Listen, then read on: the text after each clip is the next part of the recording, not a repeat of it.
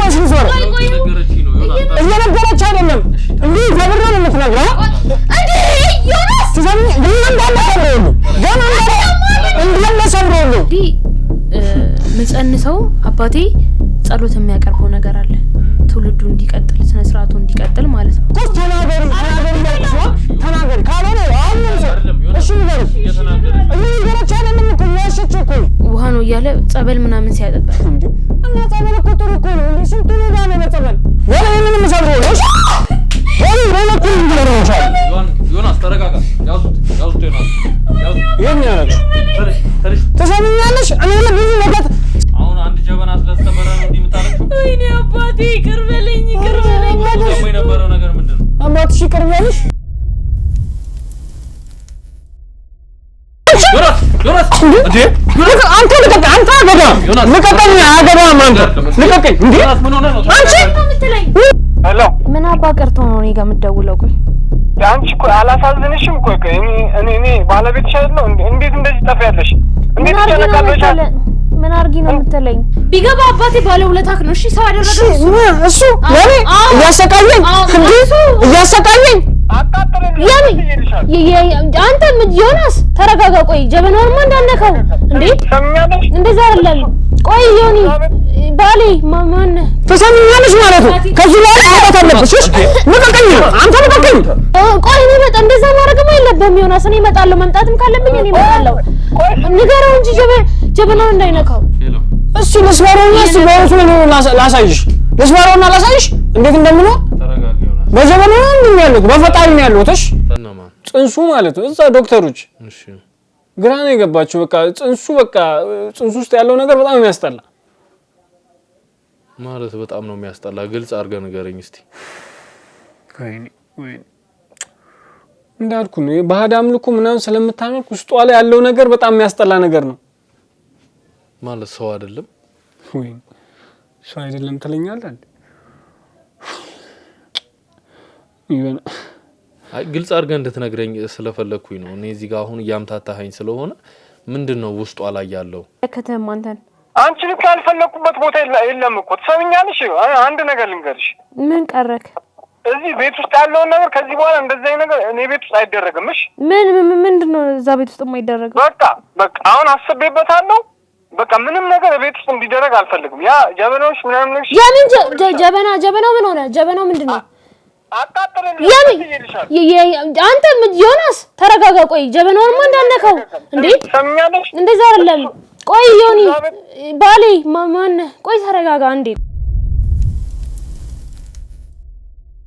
ቆይ ጀበናውም ከሚሰበር እኔ ያለው እውነት እነግርሃለሁ ስሚ ጀበናውን ሰብሮልው ቆይ ዮናስ ሰብሮልው ያለው ነገር እኔ ምን እሰብሮልው ለቀጥኝ እሺ ባለ መናት ይሄ ጀበና ብዙ ነገር ነው ያመጣብኝ ያለው ምን ለብን ብዙ ነገሮች አሉ ተረጋጋና ተቀመጥ አትቸኩል ዮናስ እንዴ ጀበናውን ትፈልጊያለሽ አይደለ አዎ ስለዚህ ጀበናውን የምትፈልጊ ከሆነ እውነታውን ንገሪኝ ቀጥ የሚያቋርጥሽ ሰው የለም እያንዳንዱን እውነታ ንገሪኝ ይኸውልህ ምንድነው የሆነ ያለው ደግሞ የሆነው ነገር ምንድነው ብለህ ብትጠይቀኝ እንግዲህ ሁሉም ነገር እንደሰማከው ነው ማለት ምናልባት እሱ ነግሮ ሊሆን ይችላል እኔ ተወልጄ ያደኩት አንድ ገጠራማ አካባቢ ውስጥ ነው ወደ አዲስ አበባ ከመምጣቴ በፊት ማለት ነው ከዛ ወደ አዲስ አበባ በመመጣበት ሰዓት እናትና አባቴ ከተማው ላይ አሉ የተባሉ ሰዎች ናቸው ስለ አባቴ በጣም ታዋቂ ሰው ነው ወይ ደግሞ አዋቂ ከሚባሉት ውስጥ አንዱ ነው አዋቂ ነው ስለ በጣም ለብዙ በሽታዎች ትምህርት አልገባላለው ለትምህርት እንዲገባቸው ብዙ ነገር ይሰራላቸዋል እና በዚህ ሁኔታ ያያለው ነው እኔም ከዛ ከክፍለ ሀገር ወደ አዲስ አበባ ለስራ የመጣሁት መስተንግዶ ነበር ተቀጥሬ ሲሰራ የነበረው ከዮናስ ጋር እስከምንተዋወቅበት ጊዜ ድረስ ማለት ነው እና ይሄንን ዕውቀት የሚያራምድ ሰው መኖር አለበት አባቴም ይሄንን ስርዓት እንግዲህ ከአባቶቹ ከአያቶቹ ነው የወረሰው ከኋላ የመጣ ነገር ነው ስለዚህ አሁንም ቢሆን ወደፊት መቀጠል ስላለበት ለትውልድ ለሀገር ጠቃሚ ነገር ስለሆነ እኔ ማግባት እንዳለብኝና የኔ ልጅ ይሄን ነገር ማስቀጠል እንዳለበት አባቴ ይነግረኛል መሆንም ያለበት ደግሞ እንደዛ ነው እኔ እንግዲህ ለቤተሰብ በስመ አብ ቡዳ አንድ ቸኛ ልጅ ነኝ አረ በኢየሱስ ማሪ አረ ተረጋግታል ምትወራው ነው እንዴ በስመ አብ ሁሉ በስቅዱስ እንዴ ተረጋጋና አዳምጥ። እንግዲህ ቤተሰባችን ውስጥ እኔ ነኝ ብቸኛ ልጅ ለእናቴም ለአባቴም እና ወንድም የለንም። ይሄን ነገር ደግሞ ማስቀጠል ወይ ደግሞ ይሄንን ዕውቀት ወደፊት ማራመድ የሚችለው ወንድ ልጅ ብቻ ነው። ስለዚህ አባቴ ወንድ ልጅ ስለሌለው ይሄን ነገር ማስቀጠል የሚችለው ከመጀመሪያው ጀምሮ ነገሮች እንግዲህ በሂደትና ሁሉም ነገር ተቀነባብሮ ነው ሲደረግ የነበረው። ይሄን እኮ ነው ማለት እኔ መልኩ ይሄን እኮ ነው እኔ ላይ የሚያደርጉት ነገሮች እንዳለ የተቀነባበረ ነገር ነው እንጂ ስማምቡደር። ከዛ በኋላ እንግዲህ እንደነገርኩ ወደ አዲስ አበባ መጣው። መስተንግዶ ተቀጥሬ መስራት ጀመርኩ። እንግዲህ መስተንግዶ ተቀጥሬ በመሰራበት ሰዓት የሚፈለገው ወንድ ድንግል መሆን አለበት። እሺ ይሄ ነገር እንዲቀጥል ማለት ነው። ወይኔ ከእንደዚህ አይነት ሰው ነው እኔ ማርገዝ ያለብኝ። ስለዚህ አባቴ እንግዲህ የሆነ የሚያወራው መላእክቶች አሉ። ይሄ ማለት ሁሉ ነገር ይነግረዋል። መላእክቶች? አዎ እሺ። እኛ መላእክቶች ብለን ነው የምንጠራቸው። ይነግረው መላእክቶች አሉ። እንደ አጋጣሚ ከዮናስ ጋር ተዋወቅን እዛ በመሰራበት አጋጣሚ። አሪኝ ነገር አላቀም ነበር እንዴ? ጥሩ ነው ያስኬዳል ያስቀጥላል ብሎ ነገረኝ። ይሄ ማለት ደግሞ ከዮናስ ጋር ግንኙነት ጀምረን ነበር። መደዋወል ምናምን አላ እንደዚህ ነገር ጀምረን ነበር። አባቴም ራሱ ደውሎ እንግዲህ ይነግረዋል የሚነግረው ነገር አለ። ጥሩ ነው በቃ ይሄ ነገር ይሆናል አንድ ለሐሳባችንም ለህይወትም ምናምን ብሎ እሺ ብዬ እኔም ከዮናስ ጋር ያለኝ ነገር ብላችሁ ነው ያጠመዳችሁ እንጂ ዮናስ ተረጋግታ አይደል? ብላችሁ ነው ያጠመዳችሁ። ያው ካንተ ጀምሮ ነገር ምን ነገር አይ ከአባቷ ጀምሮ እስከ እሷ ድረስ ብሎ ነው የፈለጉኝ እኔ። እሺ ዮናስ ተረጋጋ እስቲ ቀጥይ እንጂ። ከዛ በኋላ ከዮናስ ጋር ዲፕሊ ማውራት ጀመርን። እሱም ማግባት እንደሚፈልግ ምናምን። አረ ምን ባላገባሽ የዛኔ ባላገባሽ ይሻለኝ ነበር። እንዳስወጣት አይደል? እባክህ ተረጋጋ ተረጋጋ። ድጋሚ ካቋረጥከኝ ግን አስወጣለሁ። እሺ ተረጋጋ። አንተና እንዴ ለምን እንዳገባኸኝ አትርሳ። ዛሬ ልንገርሽ። ቀጥይ ዛቻውን ትተሽ ቀጥይ። ከዛ በኋላ እሱም ማግባት እንደሚፈልግ ይተዳራጋር እንደሚፈልግና እኔን ማግባት እንደሚፈልግም ነገረኝ። አንድ እኔም በሰዓቱ ወድጄው ነበር። በረድጥ ሲቀጥልም ደግሞ አባቴ መረጠው ሰው ነው። አባቴ መረጠው ሰው ነው። ስለዚህ እምቢ ማለትም አልችልም ነበር። እና ማንኛውም ሰው ተጋባን። እንግዲህ ቤተሰብ ጋር ሽማግሌ ተላከ። ያን ትልቅ ፕሮግራምም አላደረግንም። ሽማግሌ ብቻ ተልኮ እኔም እዚህ ስለነበርኩኝ ቤተሰብ አስተዋውቀን ህይወት መግፋት ጀመርን። እንግዲህ እስከ ዛሬ በመኖርበት ሰዓት ቤተሰብ ጋርም በነበርኩበት ሰዓት እንግዲህ እንደነገርኩ ቤት ውስጥ ወንድ ልጅ የለም። ለአባቴም ለእናቴም እኔ ነኝ ብቸኛ ልጅ። የሚያስፈልገውን ነገር አደርጋለሁ። አባቴን አግዛለሁ። ቡናን ነበርኩ ማፈላው። አባቴ ጸሎት በሚያቀርብበት ሰዓት ወደ ፈጣሪው እኔ ነበርኩ ቡና ማፈላለት እና እሱን ፈጣሪ ወደ ላይ ነው ያለው። ሳታቅ አትሳሳት። ቀጥይ ዝም ብለሽ። ከዛ በኋላ ቡና እናፈላለን። ቡና የሚፈላው እንግዲህ ባለ 3 አፍ ወይ ደግሞ ባለ 3 ጡት ባለ 2 ጡት ነው። እንዲህ ዝም ብሎ አይደለም። ጀበና የተመረጠ ጀበና አለ። ትላልቅ ጀበናዎች አሉ፣ ትናንሽ ጀበናዎች አሉ። ዛሬ በተፈላበት ነገ አይፈላም። ይሄ ህጋችን የሚፈቅድ አይደለም። ሁሌ አዳዲስ ነገር ነው በቃ የሚፈቀደው። ዛሬም ነገም ከነገ ወዲያም አዳዲስ ጀበና ነው የሚፈለገው ማለት ነው። ሁሌ ቡና ፈላለታለሁ። ከሌሊት 8 ተኩል ጀምሮ ሁሌ 8 ተኩል ነው የምነሳው። እስከ ጠዋት 12 ሰዓት ባለው ጊዜ ውስጥ መከናወን ያለበት ነገር ይከናወናል። ቡና ይፈላል። እጣን ብዙ አይነት እጣን ነው የሚጫጫሰው ቤት ውስጥ። ዝም ብሎ እጣን አይደለም። እናቴ ኬት እንደሚገዛ ታውቃለች። የሚገዛበት የሚመጣበት ቦታ አለ። እኔም ቡና ፍልቼ ያንን ጀበና ማዘጋጃች ሲኒዎቹንም ቂጤማ ይጎዘጎዛል። ቄጤማም ዝም ብሎ ቄጤማ አይደለም። ቦታ አለ የሚመጣበት ሰንደል ቡና ይፈላል። ቡና በሚፈላበት ሰዓት እንግዲህ በጣም ብዙ ስነ ስርዓቶች አሉ። እንዲህ ዝም ተብሎ አይደለም የሚፈላው። አንዳንድ እንግዶችም ሊመጡ ይችላሉ። ለምሳሌ አሁን ብዙ ጊዜኛ ቤት የሚመጣው ወስዬ ናቸው፣ አባታችን ናቸው። ወስዬ ይመጣሉ። ወስዬ በሚመጡበት ሰዓት እንግዲህ በጣም ብዙ ጣና አይነት ነው የሚጨሰው። ብዙ ስነ ስርዓት አለ እሳቸው ሲመጡ። እሳቸው እንግዲህ በጣም ትልቅ ሰው ናቸው። ከፈጣሪ የተላኩልን ናቸው ከአምላካችን። እንግዲህ እኔ ስመጣ በዚህ ስርዓት ነው አድጌ የመጣሁት። ገባ። እዚህ ጋር ግን ህይወት ትዳር ከገባው በኋላ ወደ ትዳር ከገባው በኋላ ይሄን ነገር ግዴታ ማስቀጠል አለብኝ። አባቴ ባይኖርም ሁሌ ለስንት አመታት ያደረኩትን ነገር በሌሊት እየተነሳው ቡና ማፍላት አለብኝ።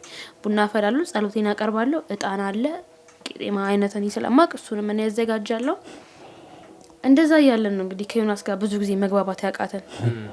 ዮናስ ያለውን ነገር አያውቅም። እኔ እንግዲህ እሱ ለኔ የተመረጠልኝ ሰው ነው። በአባቴም ባለመረጥ ይሻላል ነበር እንዴ ባለመረጥ ይሻላል ነበር እንዴ በወስዬ የተመረጠልኝ ሰው ነው። ዮናስም በአባቴም እንግዲህ ወስዬ ማለት አባቴም ነው ለኔ ትልቅ ተፈልክሽው ጠሩ ሰው ናቸው። በእንደዚህ አይነት ህይወት እንግዲህ ግዴታ ማድረግ ስላለብኝ በዚህ መንገድም ስለመጣው ይሄንን ስነ ስርዓት በማደርግበት ሰዓት ነው አንዳንዴ ከዮናስ ጋር ግጭቶች የጀመሩት። እንግዲህ ዮናስ በእርግጥ ምንም ያውቀው ነገር የለም። ስለዚህ እሱ ለኔ የተመረጠ ሰው ነው። እንዴት ነው ካልከኝ ደግሞ ድንግል የሆነ ሰው ነው የሚፈልገው። ዮናስ ደግሞ ድንግል እንደነበረ የሚነግረው ነገር አለ እና ግዴታ ያንን ነገር ማድረግ ስላለብኝ በሌሊት እየተነሳው 8:30 ላይ እነሳለሁ። እስከ 9 የሚያስፈልገኝን ነገር አደርጋለሁ። 9 ሰዓት ላይ በቃ ጸሎቴ ማቅረብ ጀመራለሁ። ቡናው ይፈላል እስከ 11 እስከ በዛ ከተባለ 12 ግን ብዙ ጊዜ 12 አልደርስም። ምክንያቱም ጎረቤት አለ ምናምን ብዙ ሰው ይነሳል በዛ ሰዓት። እስከ 11 በቃ በዛ ከተባለ እስከ 11:30 ማድረግ ያለብኝን ነገር ጸሎቴን ለፈጣሪ አቅርቤ ቡናዬን አፍልቼ አጫጭሼ የሚደፋም ካለ ነገር እዛው ለሱ አቀራርቤ እኖር ነበር። እንግዲህ የነዚህ ጀበና ዋንኛ ትርጉሞቹ ራሱ አንድ የህይወት እንትን ናቸው። ሁሌ ደግሞ አዲስ ጀበና የሚደረጉት በህይወታችን አዳዲስ ነገር ስለሚመጡ ነው። ምን አዲስ ነገር ይመጣል?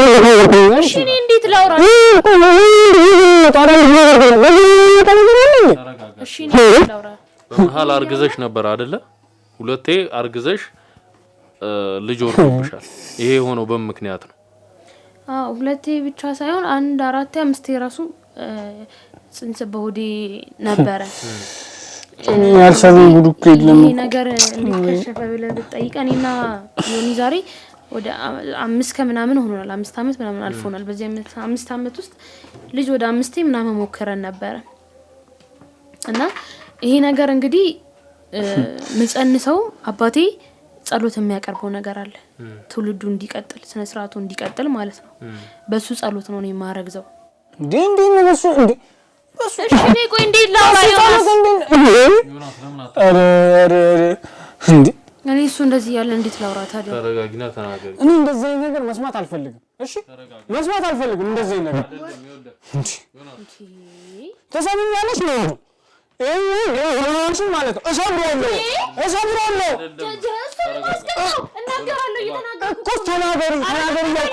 ተናገሪ ካልሆነ አሁን እሺ ንገሪ።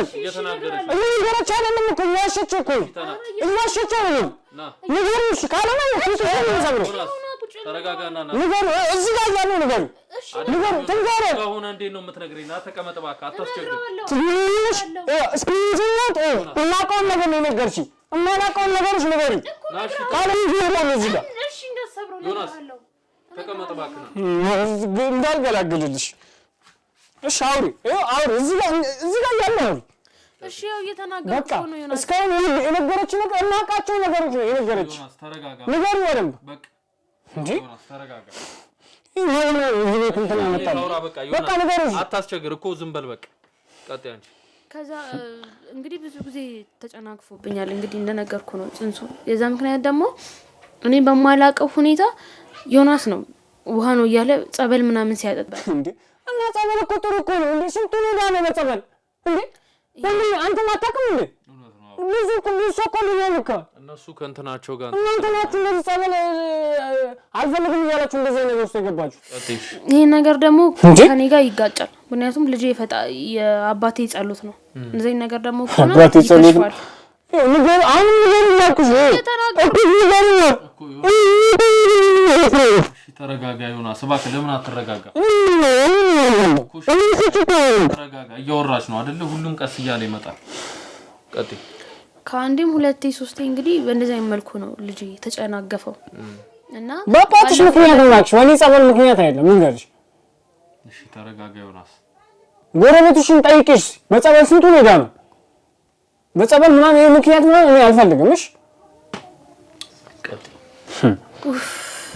ከዛ በኋላ ነው እንግዲህ አሁን ድጋሚ የማረገዝ እድል አግኝቼ በማረግዝበት ሰዓት ለአባቴ ሳልነግረው ነው ወደ ሆስፒታል ራሱ የሄድኩት ሆስፒታል ሄጄ አሁን ይሄኛው ልጅ ማለት ነው አዎ ይሄኛው ልጅ ባረገዝኩበት ጊዜ ማለት ነው ወደ ሆስፒታል ሄጄ መርፌ ሰጡኝ አንድ እንደ ክትትል ምናምን ነገር እንድጀምር ነው ማለት ነው ይሄንን እንግዲህ እኔ በርግጥ ለአባቴ ደውዬ አይደለም የነገርኩት እንደነገርኩ አባቴ የሚነግረው ነገር አለ ከዛ ምንድነው ማድረግ ያለብሽ አለኝ ሁኔታዎች እንዲ ናቸው ብዬ በመነግርበት ሰዓት ከዮናስ መራቅ እንዳለብኝ እና አንድም ደግሞ እኔ አባቴ እስከዛሬ እሱ ነው ለፍቶ በቃ ከማንም በላይ አድርጎ ሲያኖረኝ የነበረው አባቴ ማስከፋት አልፈልግም ይሄ ልጅ አንድም ለአባቴ በረከት ነው ገባ ይሄ ልጅ ሶሎ ለአባቴ ትልቅ ስጦታ እንደሰጠሁት ነው የሚሰማኝ ከኔ በላይ ለአባትሽ ነው የሚያስፈልገው ልጅ አዎ አያታ ምን ያልኩኝ እንደሆነ እኔ ባለቤቱ ለምን ለአባትሽ ልጅ የሚያስፈልገው እንዴ እኔ ከምን አውራንን ተናገር እያልከኝ ነበር እንዴ አሁን እኮ እንደዚህ ነው የኔ ልጅ እኮ ነው የኔ ልጅ እንደኔ ለአባትሽ እንደምትዩ ዮናስ እያወራ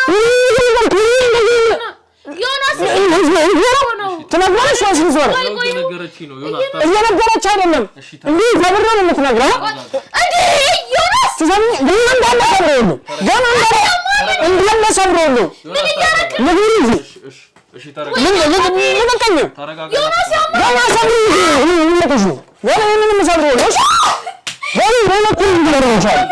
ዮናስ ተረጋጋ ያዙት ዮናስ ተሰሚኛለሽ እኔ ብዙ ነገር ሰርታችሁብኛለሽ እስካሁን የታገስኩሽ ሚስቴ ስለሆንሽ ነው በኋላም አልታገስሽም ተረጋጋ አሁን በጣም እንትን እያልክ ነው ምን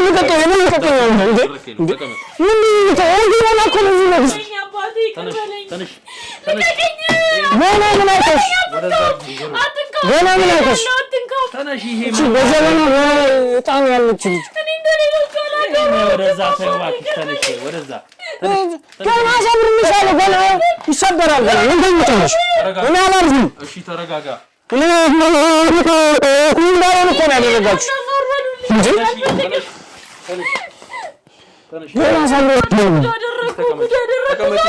እንዴ ምን ቀራችሁ በቃ ልቀቀኝ ምን ቀረ ገና ልንገርሽ ልቀቁኝ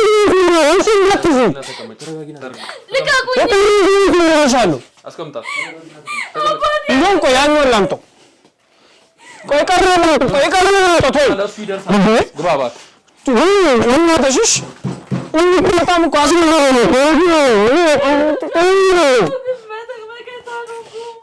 ምንም መከታ በጀበና አይደለም መከታ የምትውል በጀበና በጣም ነው እንዴ የምትይው ቀናቤና ተቀመጭ ወይኔ ቀናቤና ገና ይሄን አውሬሽን አውጥቼ ትዛ ጥልልሻለሁ ሰማሽኝ አይደል እኔም ተመከለኝ እኮ ተመከለኝ እኮ አይደለም እኮ እያሰብኩ እኮ አይደለም ያሉት አይኔ ከተማ ተመጠቁ በእነዚህ ምክንያት ወይኔ አሁን አንድ ጀበና ስለተሰበረ ነው እንዲህ የምታለቅሽው ወይኔ አባቴ ይቅር በለኝ ደግሞ የነበረው ነገር ምንድን ነው አባትሽ ይቅር በልሽ ይቅር በለኝ አባቴ ይቅር በለኝ እኔ መከታ አልሆንኩም አላኮራሁም ምንድን ነው ውስጡ የነበረው እየጠየኩሽ እኮ ነው ነገር ነው ሌላ ምን ይሆናል ገና ስድስቱን አውጥቶ ይከሰክስልሻል ሰማሽ ገና ነሽ ግን አንቺ አስተጫሽ ከዚህ በኋላ ልጅሽን ይዘው ነው ዮናስ ላደረከው ነገር ዋጋ ትከፍላለህ ታስፈራሪያለሽ እንዴ ያስፈራሪሽ ላምጣ ገና ነው ዮናስ በጣም እያስቸገርኩ ነው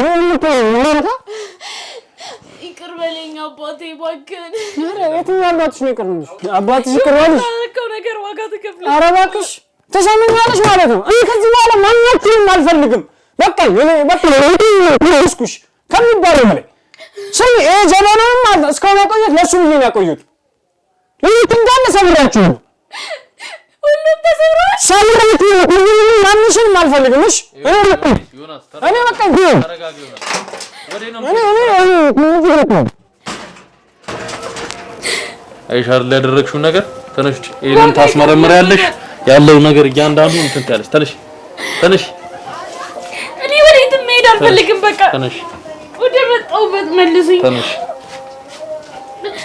ታስወጪዋለሽ። ይሄ ነው ወይኔ አባቴን ጉድ አደረኩት።